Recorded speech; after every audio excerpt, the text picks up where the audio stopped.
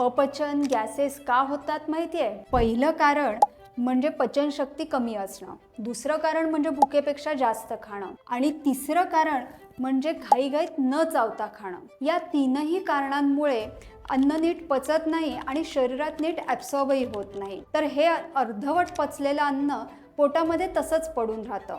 मग पोट गच्च झाल्यासारखं वाटतं, पोट नीट साफ होत नाही, भूक लागत नाही, यालाच आपण अपचन म्हणतो. कधी कधी तर शरीर स्वतःच हे अन्न बाहेर फेकायचा प्रयत्न करतं. मग उलट्या होतात, जुलाब होतात.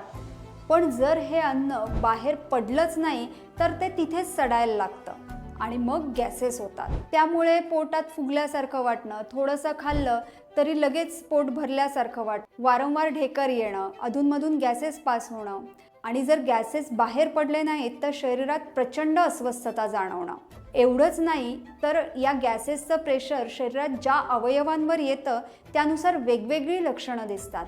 कधी छातीत धडधडतं, कधी सफोकेशन, कधी पाठदुखी तर कधी कंबरदुखी. अगदी नर्व्हजवर किंवा मसल्सवर प्रेशर आलं तर मुंग्या येणं, गोळे येणं, चमका येणं अशी लक्षणं सुद्धा जाणवतात. पण ही लक्षणं गॅसेसमुळे आहेत हे आपल्याला माहीतच नसतं. म्हणूनच कारण आणि लक्षणं दोन्ही नीट समजून घेतलं तर योग्य उपाय करणं सोपं होतं.